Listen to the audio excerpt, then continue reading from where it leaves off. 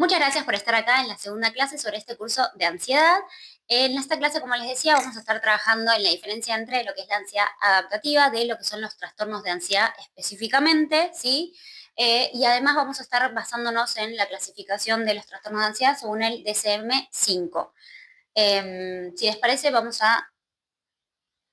les parece, comenzamos con la diferencia entre lo que es la ansiedad adaptativa de los trastornos de ansiedad o la ansiedad desadaptativa, como habíamos hablado en la clase anterior.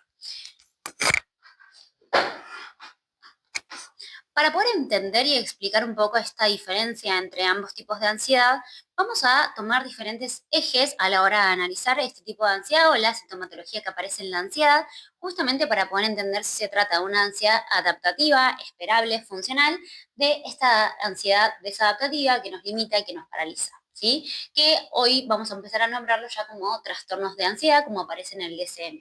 ¿Bien?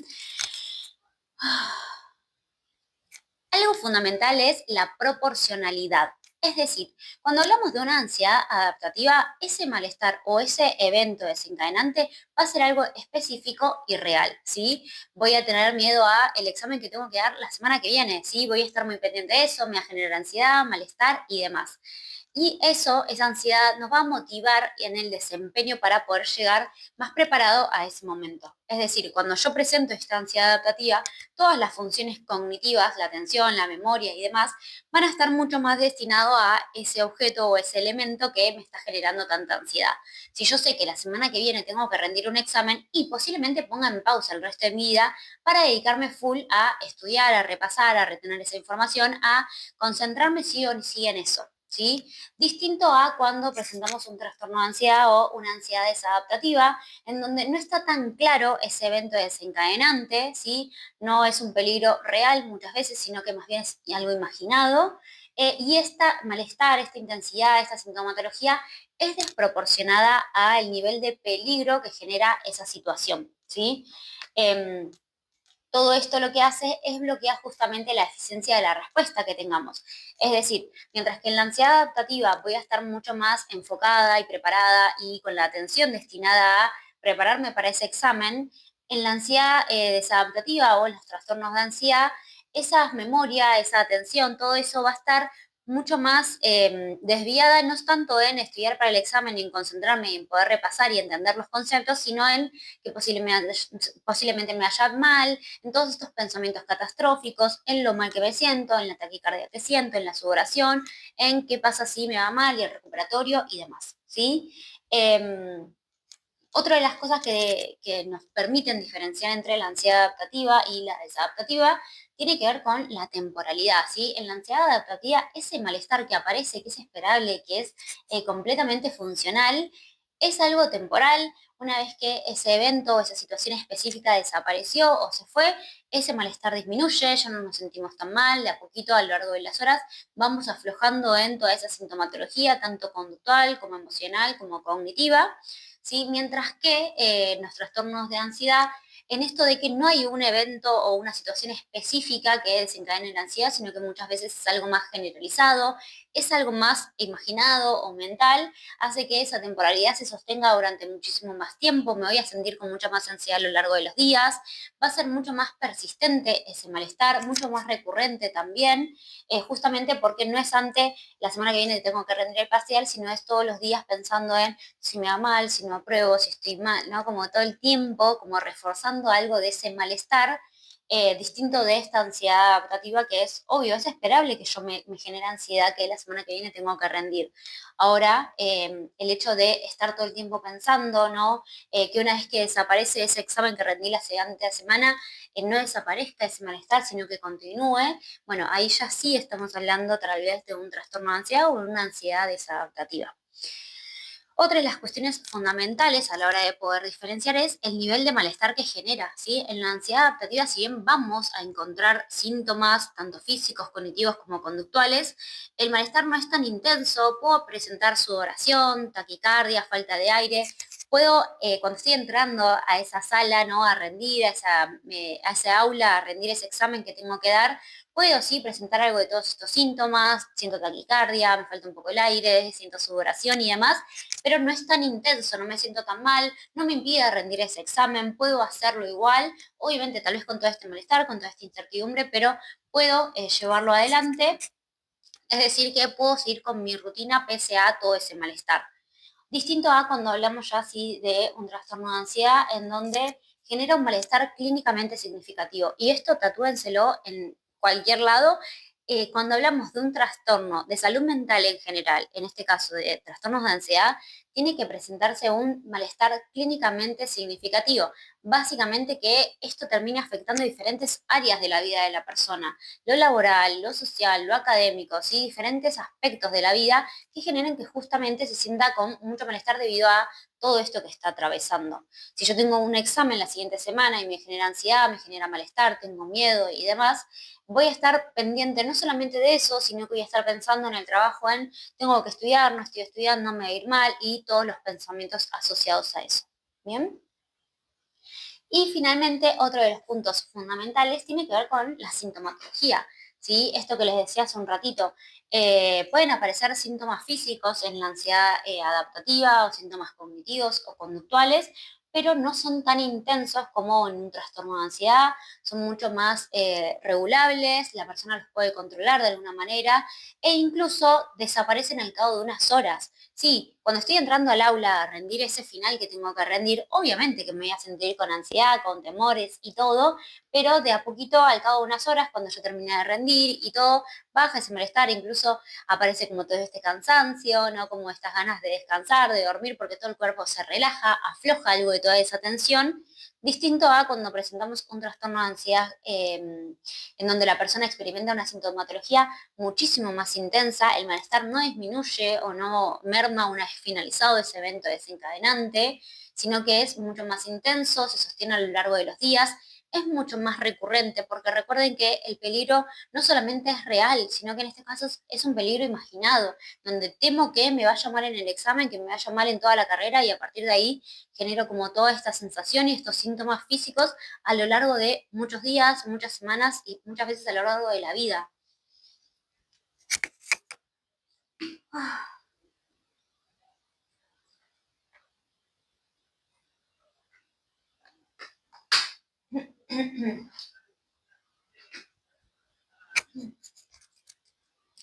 Bien, como les decía en la clase pasada, es fundamental entender en principio que la ansiedad es una emoción más y como tal es esperable que suceda, está bien, es adaptativa, es funcional muchas veces, siempre y cuando entre dentro de esta categoría de lo adaptativo justamente, en donde si bien aparece, no termina influyendo en diferentes áreas de mi vida, me permite continuar con mi rutina, sí siento todos estos síntomas, este malestar, pero puedo hacer las cosas de mi vida cotidiana o esos desafíos que tengo por delante con este malestar, pero no con un malestar tan intenso, distinto a cuando ya toda esta sintomatología física, cognitiva y conductual aparece de una manera tan intensa que nos apabulla, que no lo podemos controlar, no lo podemos regular y nos cuesta tanto llevar el día a día justamente por todo este malestar, porque estoy todo el tiempo con esta sensación de que las cosas pueden salir mal, con estos pensamientos catastróficos, dándole vueltas y vueltas y vueltas a una situación, ¿sí? Ahí ya sí estamos hablando de una ansiedad desadaptativa que nos atraviesa en diferentes áreas de nuestra vida, por eso se habla de un malestar clínicamente significativo. Es decir, que atraviesa tanto lo social, lo laboral, lo académico, diferentes áreas de la vida de la persona y que le cuesta mucho más sostener su cotidiano. ¿Sí? Bien. Ahora sí, vamos a pasar a la parte de los diagnósticos en ansiedad. Para esto nos vamos a basar en el DSM-5, que es el Manual Diagnóstico de Trastornos de Salud Mental. También está el CIE, pero se utiliza más en Europa y demás, y en Argentina, Estados Unidos, se utiliza más bien el DSM. Y como les decía hace un ratito, es fundamental que para hablar de un diagnóstico específico de salud mental o de ansiedad en este caso, hablemos de un malestar clínicamente significativo y que cumpla con los diferentes criterios que ahora a continuación vamos a verlo. Sin embargo, no quería pasar a esta parte sin antes destacar lo siguiente. A ver, si bien está el DCM, el CIE, los diferentes manuales y están los propios criterios diagnósticos, las especificidades, se explica bien y todo, no deja de ser limitante el pensar en esta clasificación, ¿sí? Porque justamente nos limita a pensar los síntomas o los procesos de las personas como catalogados dentro de ciertas categorías, ¿sí? Esta categorización. Algo que aparece mucho y que está teniendo cada vez más peso y desde donde yo me suelo parar para trabajar en la clínica es este enfoque transdiagnóstico, que más allá de pensar en un posible diagnóstico presuntivo, en la sintomatología de la persona, en lo que está atravesando y demás, lo importante es pensar principalmente en esa sintomatología que está teniendo, en los procesos que está atravesando, sí pensar en la persona como algo complejo, como lo que somos seres humanos, seres complejos, y no simplemente en si esta persona tiene ansiedad generalizada o ansiedad social, sumado a que no existen diagnósticos puros, ¿no? Lo que se llama es que una persona tenga únicamente trastorno de ansiedad social, sino que por lo general se habla mucho de comorbilidad, tanto con diferentes trastornos de ansiedad como con otros, como son depresión, bipolaridad y demás.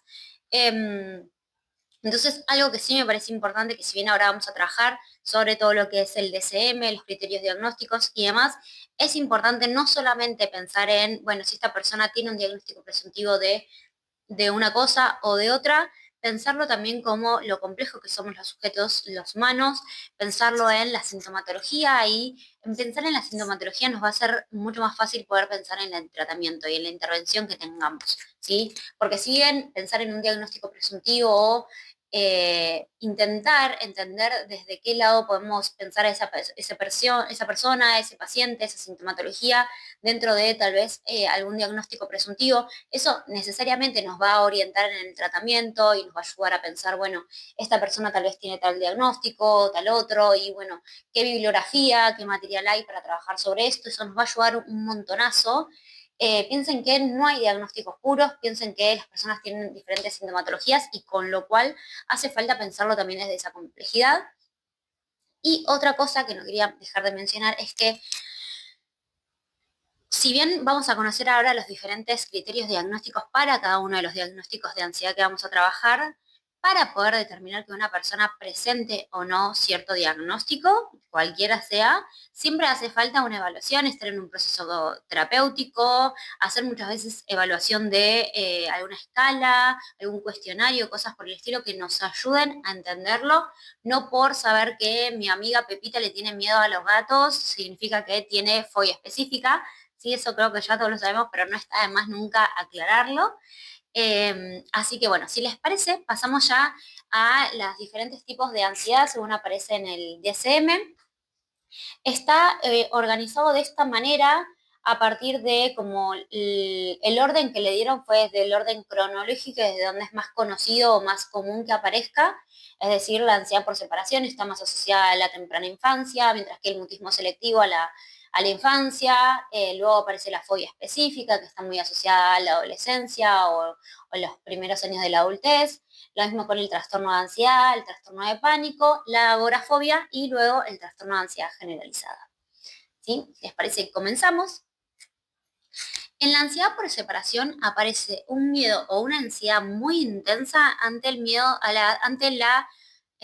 en la ansiedad por separación, la persona tiene mucho miedo o mucha ansiedad justamente ante la separación de aquellas personas o figuras de apego más importantes y este es un grado inapropiado en relación al desarrollo de la persona. Es decir, si el niño tiene 3 meses y la mamá se fue, es esperable y completamente normal y adaptativo que el niño se ponga a llorar desconsoladamente porque su mamá se fue, porque depende de ella para comer, para dormir, para ir de cuerpo, para alimentarse, para tener cariño, para absolutamente todo.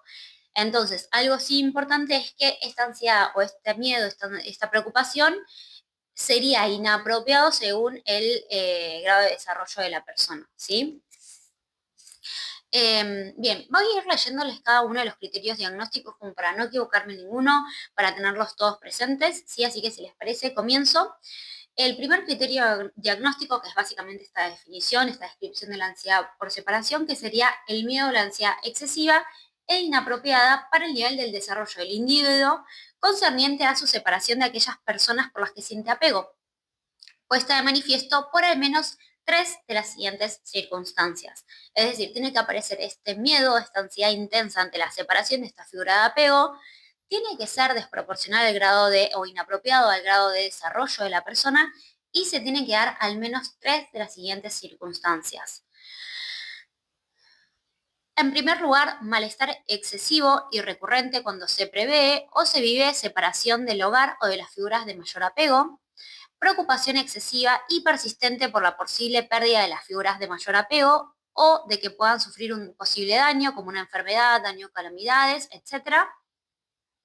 Preocupación excesiva y persistente por la posibilidad de que un acontecimiento adverso cause la separación de una de las grandes figuras de apego, como puede ser perderse, ser raptado, tener un accidente, etc.